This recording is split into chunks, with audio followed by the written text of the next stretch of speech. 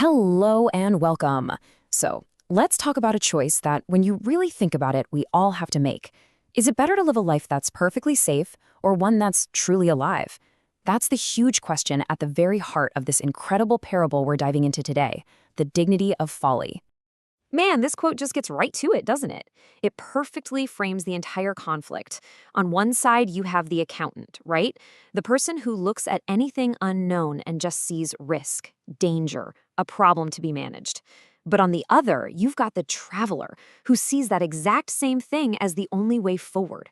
It's about staying put in a wasteland of certainty or risking the journey for something more. Okay, so let's set the scene. Our story begins in a world that's built on just one, single, unwavering rule: absolute prudence. Let's go to the city of accountants. I mean, just try to imagine this place. It is completely sterile. It's perfectly safe, for sure, but it is utterly lifeless. The whole goal isn't to live, it's to be preserved. Every single action is calculated to avoid any possible harm, which turns these vibrant human beings into, well, carefully cataloged specimens in a jar. And the ideal citizen here? They're known as the last man. And this is a person who genuinely believes they've perfected happiness, simply by getting rid of every single challenge. There's no striving, no struggle, just a quiet, comfortable, and profoundly empty existence. So this is basically the city's programming, its core set of beliefs. Every single action has to have a clear return on investment. They believe in something called the untruth of fragility, which is this toxic idea that any hardship will absolutely break you, instead of, making you stronger. And their ultimate goal? It isn't achievement, it's what they call unqualified repose, a state of complete, motionless rest. Sounds fun, right? But you know how it is with perfectly ordered worlds. They're just waiting to be shattered by a single spontaneous act. And then, out of nowhere, a disruption. A man just starts singing. There's no reason for it. No purpose, no return on investment. It's just a pure, completely irrational act of creation. It's something that simply does not compute in a city like this. And there it is, the official reaction from the director, the guy in charge of all the city's ledgers. He just dismisses it instantly. It's folly. It's irrational.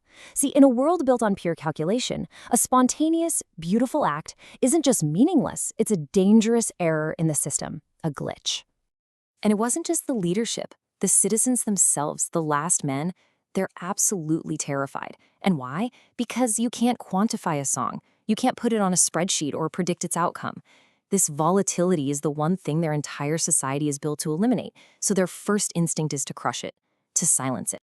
But just as that song is about to be snuffed out, a brand new figure steps into the story, a catalyst who's about to bring a totally radical new perspective. Meet the Nazarene. He's described as a holy anarchist, a total outsider. And you gotta notice what he's carrying. Not a ledger for calculating profit and loss, but a holy journal, something for recording meaning and experience. And right here, the two worldviews just collide. For the accountant, life is quantitative, it's finite, it's basically a balance sheet that you have to protect from all risk. But for the Nazarene, life is qualitative and infinite. It's an experience that doesn't just embrace risk, it actually needs volatility in order to grow. And here it is, the huge turning point. The Nazarene confronts the crowd and just completely reframes their fear. He tells them that the very folly they're trying to destroy, this irrational song, it's not a mistake. He says it's their only path to redemption. He explains that this impulse to create, this sweet, foolish will, is a fundamental part of what it means to be human. It's the arrow of longing for something more, something that can't be calculated or optimized by some algorithm. It's the very thing they've been trying to suppress in themselves this whole time. So let's dig into the deeper problem that the Nazarene is pointing out here, because it goes way beyond just being afraid of a song. Now, this is a fascinating idea. The Nazarene argues that even if you stop believing in the old rules, the psychological habits they created still have a hold on you.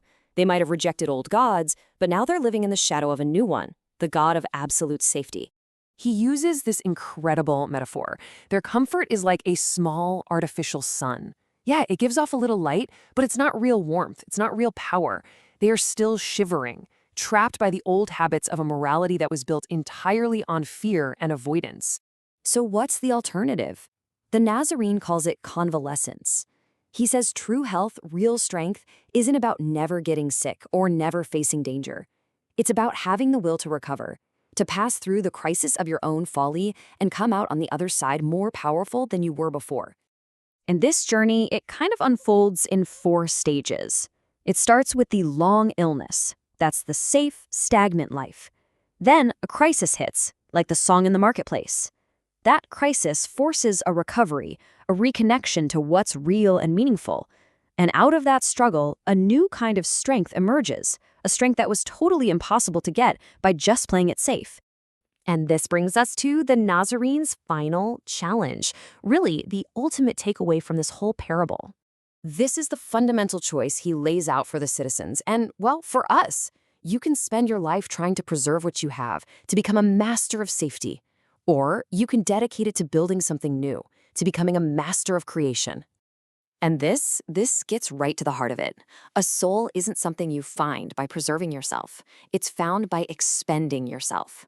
It's having the courage to burn brightly, to commit to a madness without purpose, just because you believe in a higher vision. So in the end, this folly isn't a bug in the system, it's a feature. It's what saves us from the stagnation of the last man. It's what pushes us on that path of self-overcoming, toward becoming what the source material calls the Übermensch, a person who has mastered themselves and created their own values. And so we end with this. The parable turns its question right back at us. In a society that is constantly demanding a quantifiable reason for everything we do, a clear return on investment for our time, our energy, our passions, what is the one foolish, irrational, beautiful thing that you are brave enough to do just because your will, your soul demands it?